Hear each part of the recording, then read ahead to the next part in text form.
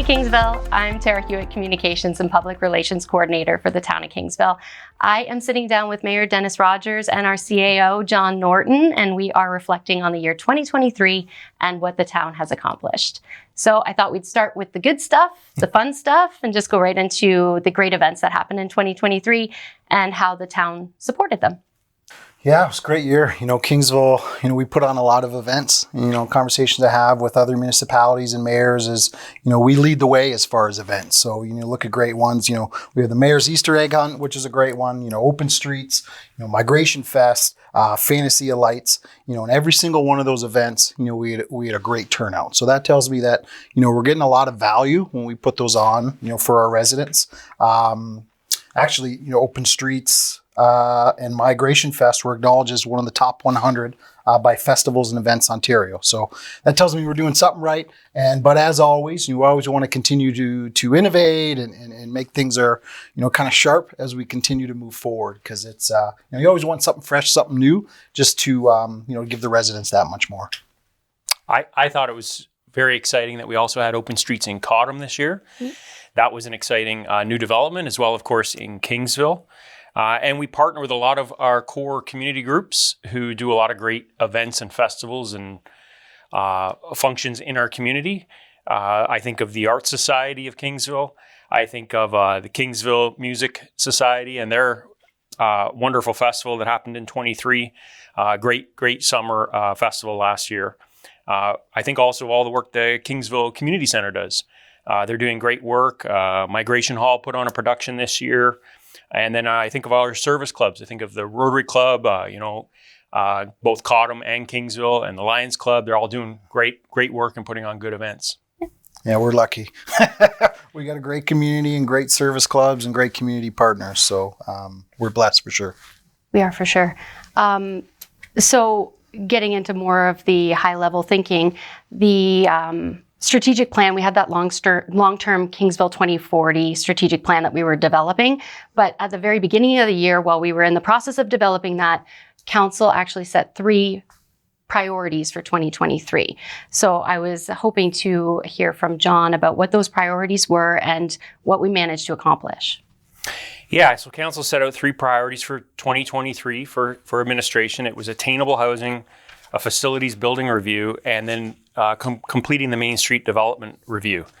On attainable housing, we've changed some policies that I think will make it possible in the future.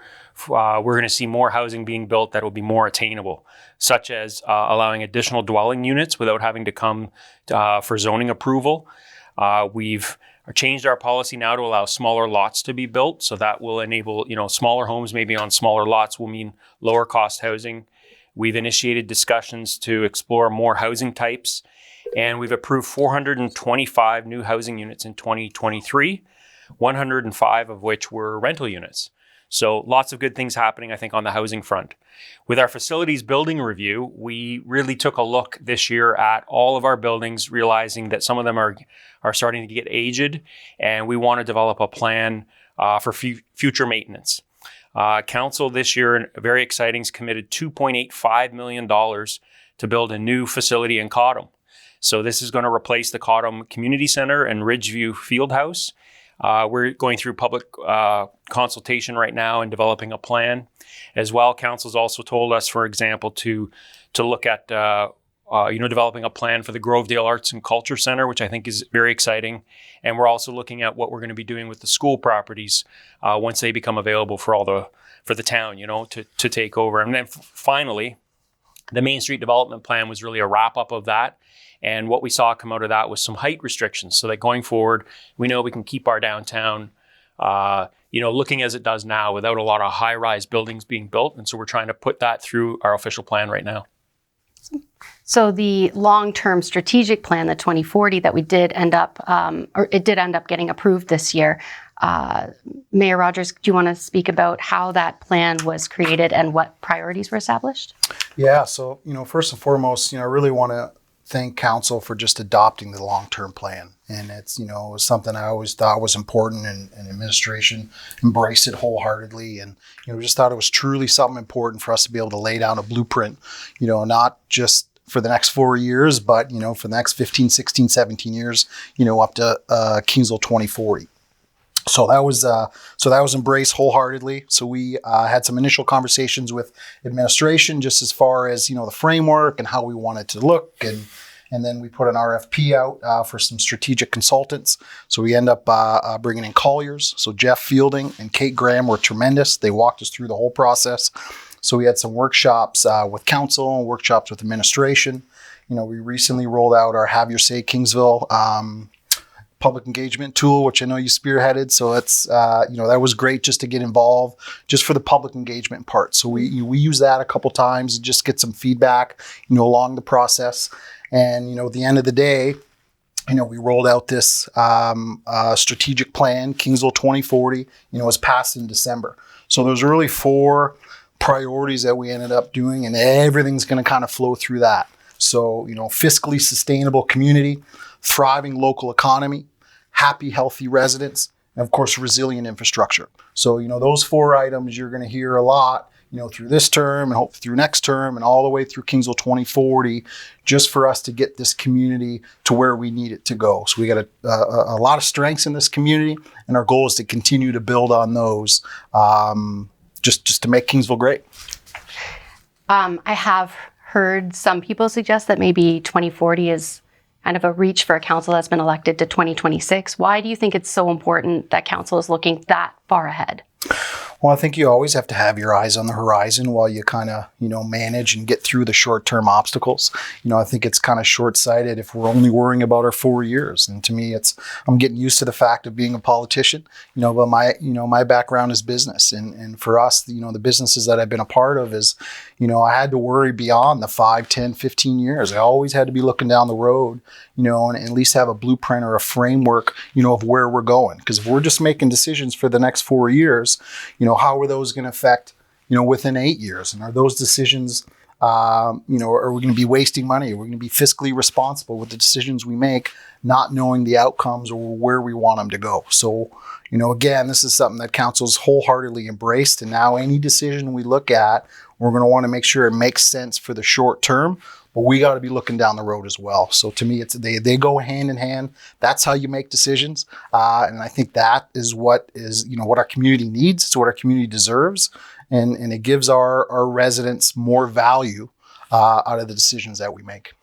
Well, investments in the right places are definitely important. Can I just add one thing, Yeah, Tara, for that I forgot to mention, just as far as the strategic plan? So when we had our public engagement tool through Have Your Say Kingsville, we ended up finding 95% of our residents are happy with life in Kingsville. 93% of our residents are satisfied with municipal services. So, that tells me we're on the right track. That tells me we're doing something good, but, we can't let our foot off the gas pedal because, 100's always a goal, right? So the investments that we made this year in 2023, we did some in equipment, infrastructure, and facilities. Which ones were you most excited to see?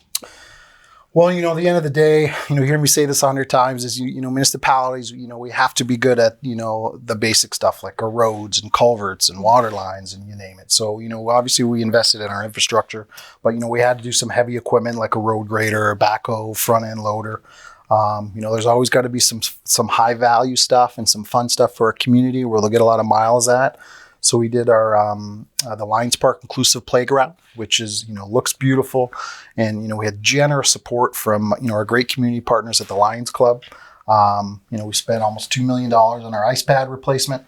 I know that was a tough decision for council, but I got to commend them. They made the right decision, and there was some pushback at first, but we finished under time and under budget, which is I got to commend administration for the hard work and everything they put in to make sure that happened.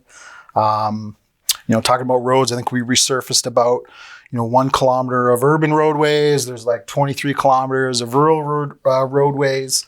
Everybody's favorite road 2 East. So we brought our water line in, had that reconstruction done. But again, we talked about Have Your Say Kingsville. So that was a new tool that we rolled out, and it's always been important for us to get feedback and be able to engage our residents. So this forum which was passed by the previous budget, which allows us just to engage our residents on a number of projects, a number of different subjects, and allows our residents from anywhere to be able to give their feedback. So it's it's a great tool so far. I think we're just getting our feet wet on it, and I look forward to continuing to see that grow. I do love that tool, I will say. We did have some investments in staff and some organizational changes in 2023 as well. I was hoping John might be able to comment on what some of those moves were and what the reasoning behind them was. Mm-hmm. So, council has made great strides in the last few years in adding resources on the staffing side. And I think that's an acknowledgement that, we're going to have to continue to invest in that the staff, who are the people behind the scenes running services and programs and building infrastructure and making things happen, that's important. It's critically important that we continue to invest. So council, for instance, approved a number of new positions, which is a real help to us as we feel the need to, expand our services and do better. So, for example, we've hired a customer service employee that's helping us focus on better customer service for our residents. We've added a second bylaw enforcement officer, which has really significantly improved our response time to complaints about bylaw infractions. On the planning side, I'm excited to say, part of the reorg that you mentioned, Tara, is we did a reorg so that we could bring together employees into departments that sort of make more sense strategically. So as I think about, our mayor and our council leading us and providing us with a strategic plan and vision for 2040, we wanted to align our staff to be able to implement that vision. So for example, what we've done is brought together all planning under one department. So we have, both the private planning, you think of planning development and people coming forward and making applications to do development on a property. That traditionally has been separated from our sort of public land planning with roads and bridges and our town infrastructure. So what we've done is brought it all together. Planning now will happen under one department. So now we've got our senior manager of engineering and capital projects, which traditionally is responsible for planning our public projects, our infrastructure. That person's now going to work hand in hand with our private planning department. And, all of that will happen now together. I think that's exciting and moves us forward and kind of addresses the needs we've heard from our mayor and council about needing to invest in infrastructure, resiliency with storms, resiliency with, climate change, but also, making sure that we're set up, for the future growth that we're seeing in our community. And how is the municipality making sure that we're hiring and retaining the best staff? Yeah, on the staff recruitment side, that's always a challenge. And what we're seeing is, it's just really hard, especially to find experienced employees, especially those who come for, when we're looking for people with particular credentials, whether it's an engineer or a planner or a lawyer, it's really hard to find people. And, we're committed to recruiting and retaining some of the best talent, I think, in Essex County. I think we've got a fantastic employee group. We've got people like yourself, Tara, who are just, who do great work day in and day out. And I'm really proud of the team. I'm proud of the staff I get to work with. And I'm thankful to council because they're giving us the resources we need to be able to go out and hire good staff and then retain them. If I can add one note there too is, I have lots of conversations with different mayors and deputy mayors, especially at the county council table, just asking them what goes on in different municipalities. And I always ask about staff. And, not a lot of people know is, we at Kingsville, we have less staff than all of the other municipalities, sometimes up to 50% less. And, coming from the private sector, is I can tell you this team works harder than anything I've ever seen, and they do more with less than anybody else. So they work hard. So again, thank you for what you do. It is appreciated by council. Well, speaking of how hard staff worked, it's a good transition because I did want to touch a little bit on the unexpected storm events that we had in 2023 because that monopolized a lot of staff time, caused a lot of chaos in our community. I'm speaking about the February ice storm. We had the downburst in July, the heavy rain and flooding events in August. I wondered how, Mayor Rogers, you felt about Kingsville's emergency response in each of those crises. Second to none. It was, so we went through our EOC training, Emergency Operations Committee, as soon as we were elected. And, I thought the team did a great job just kind of preparing us for just the process. And we had our information, we had our EOC books, and, went through who's who and all that. So province came down, gave their perspective as far as the support they can give. And, it's one of those, you go through the training and you put it on the shelf and you hope you never have to use it. But, I think this year, we met over 10 times. And, it was a real awakening, especially within my position of, just how quickly things can change. So, but getting back to the response is, I can tell you our team did a tremendous job with response. And that's probably the number one thing out of these storms. The one positive thing that I've heard, from our residents is just how our staff reacted, the support that they provided, the news updates, the video updates we did, the social media updates that we did. We opened the arena for people to be able to come in and be warm and, charge their phones. I know in February, town staff, we provided a one-time door-to-door, wood chipping. There was a lot of debris and a lot of branches and a lot of stuff. And, we added a yard waste day, but we said we're going to go to every single door, one time, just to help our residents out. And, that doesn't always happen. I know in August, that was probably the most devastating was the flooding. I know, our CEO was out there driving through, and we were talking in the morning, and, there was one house, I think he came up where, the water was above the garage. And it was just, I think our emergency team, had to take a canoe to get them out of their house. So, when things like that happen, it gives you a perspective of what's truly important. But it also tells me that, we have the team if something like that happens.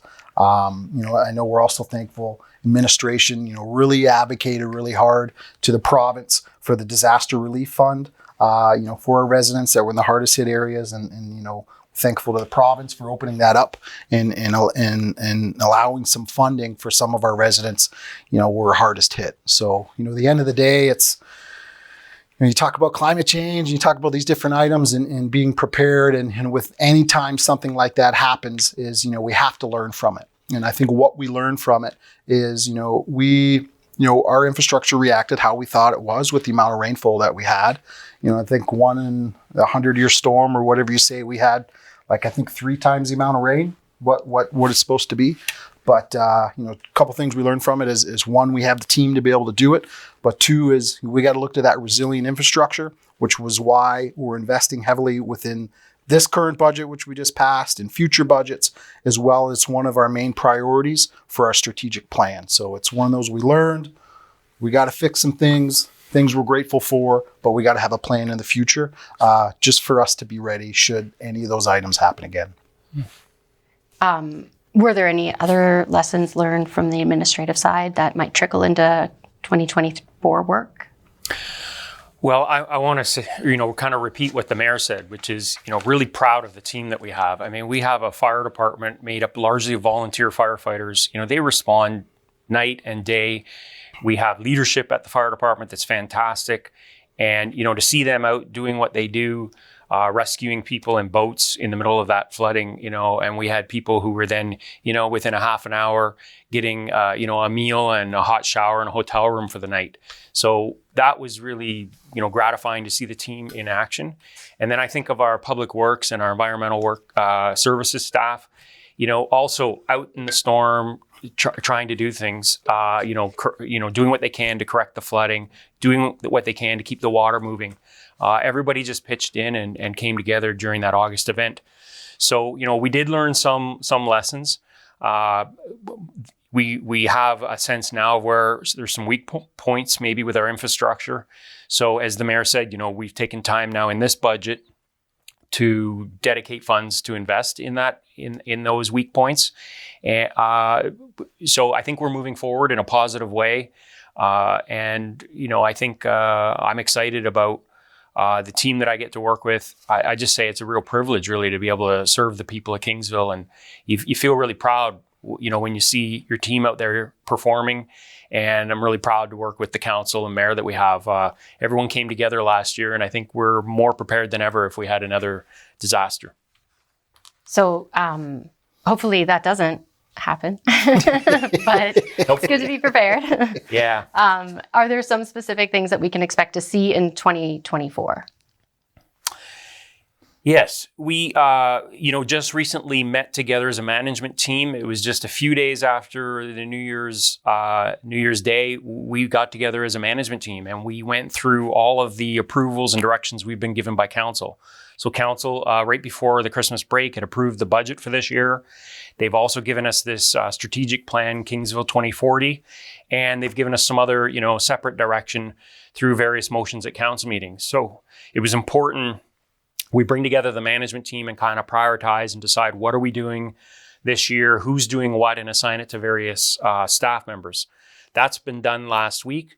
And then at the coming committee of the whole meeting, which we haven't had yet, which will be on January the 15th, we will be having our discussion with council about these priorities and, really getting council's blessing on the priorities for this year.